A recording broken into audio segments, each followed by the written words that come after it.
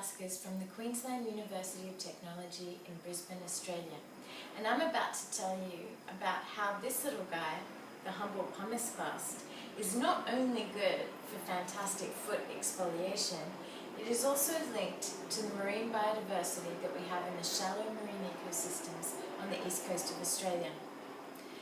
Pumice is actually formed from the highly explosive eruption of underwater volcanoes. And when this occurs, not only one piece of pumice is formed, millions or even trillions of individual clasts are often formed.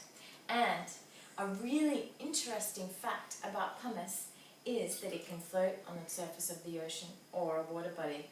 So when all of these individual pieces of pumice are floating together, they form what is commonly referred to as a pumice raft.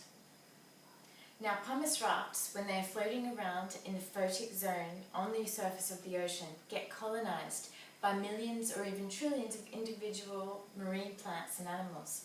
For example, corals, mollusks, barnacles, anemones, just to name a few. I'm studying the eruption that occurred in July 2012 and formed a really enormous pumice raft. This pumice raft was so big it originally covered the surface area of Belgium and later expanded to cover the surface area of France. While it was floating around on the surface of the ocean, it was subsequently colonized by all of the marine biota which I mentioned before and more. And it took around 8 months to begin arriving on the east coast of Australia. I have since been collecting this colonized pumice from about 13 locations along the east coast of Australia and also several Pacific Ocean islands. Now that I've collected this pumice, I've identified this species, and from this I'm able to perform some fundamental tests of ecology.